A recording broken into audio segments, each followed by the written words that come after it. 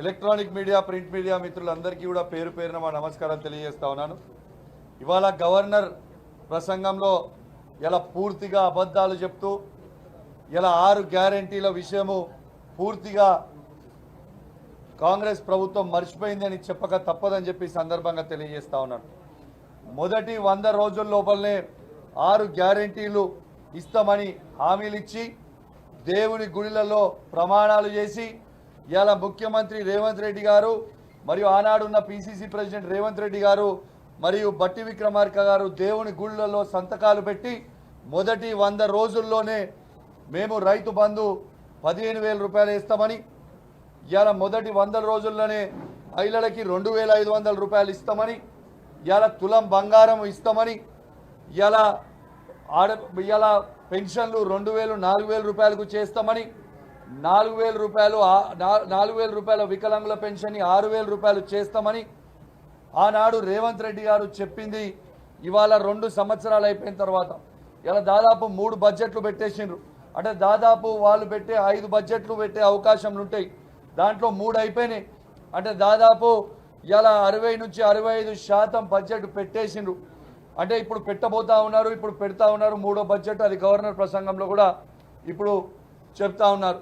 కానీ ఒక్క దగ్గర కూడా ఇలా రైతు భరోసా 15,000 రూపాయలు వేస్తామని రైతులకి చెప్పి ఇలా ఒక్కరికి కూడా 15,000 రూపాయలు ఇప్పటిదాకా రైతు బంధు అనేది 3 పైసలు మిస్ చేసింది అని చెప్పక తప్పదు. ముఖ్యమంత్రి గారు చెప్తారు రైతు బంధు అయితే నేను వేసినా అది పోయిందా లేదా రైతులకి నాకు తెలియదు అంటాడు. ఇది ఎంతవరకు కరెక్ట్ అని చెప్పి మేము అడుగుతా ఉన్నాం. ఒక బాధ్యత కలిగా ముఖ్యమంత్రి గారు ఈ విధంగా మాట్లాడొచ్చా అని నేను అడుగుతా ఉన్నాను. ఇవాళ ఎందుకు మా రైతులకి రైతు బంధు వేస్తలేరని మా తెలంగాణ రైతుల పక్షాన రేవంత్ రెడ్డి గారిని మేము ప్రశ్నిస్తా ఉన్నాం. ఇవాళ బోనస్ ఇస్తామన్నారు. ఇలా రైతులకి బోనస్ ఎందుకు ఇవాళ దాకా కూడా మీరు బోనస్ ఇవ్వలే అని మేము అడుగుతా ఉన్నాం. మీరు యూరియా బస్తాలు టైంకి ఎందుకు ఇస్తలేరు రైతులకి అని మేము రైతుల పక్షాన మేము అడుగుతా ఉన్నాం. ఇలా ప్రతి మహిళకి 2,500 రూపాయలు ఇస్తామన్నారు. ఆ 2,500 రూపాయలు ఇప్పటిదాకా ఎందుకు ఇయ్యలే అని తెలంగాణలో 1,67,00,000 మంది మహిళల పక్షాన మేము అడుగుతా ఉన్నాము ఎందుకు ఇయ్యలేదని. మా తెలంగాణలో పెళ్లి చేసుకున్న ఆడబిడ్డల పక్షాన అడుగుతా ఉన్నాం. కేవలం కేసీఆర్ గారు ఇస్తున్న 1,116 రూపాయలు మాత్రమే వస్తూ ఉన్నది. మీ తులం బంగారం ఇప్పటిదాకా ఎందుకు ఇవ్వలేదు అని మేము మా ఆడబిడ్డల పక్షాన అడుగుతా ఉన్నాం. ఇలా ఇంట్లో 2 పెన్షన్లు ఇస్తామన్నారు, తాతకి ఇస్తామన్నారు, అవ్వకి ఇస్తామన్నారు. మరియు అలా కేసీఆర్ గారు ఇస్తున్న 2,000 రూపాయల పెన్షన్ మాత్రమే ఇస్తా ఉన్నారు. మీరు ఇస్తా అన్న 4,000 రూపాయల పెన్షన్ ఎందుకు ఇస్తలేరు అని చెప్పి మేము అడుగుతా ఉన్నాం.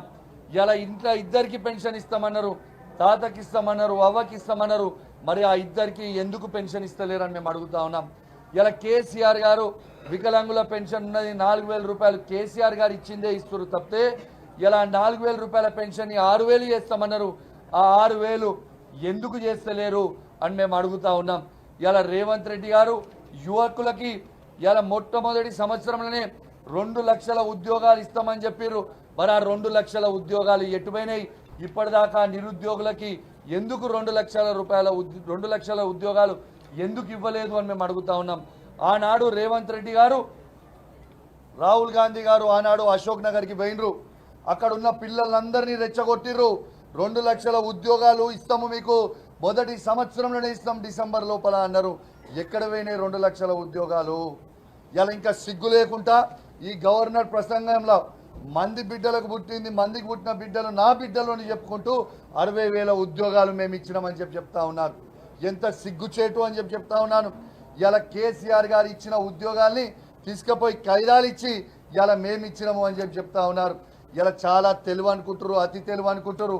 ప్రతి యువకుడు ఈ తెలంగాణ ప్రాంతంలో ఉన్న ప్రతి యువకుడు మీరు చేసే ప్రతిదీ ఇలా గమనిస్తూ ఉన్నారు.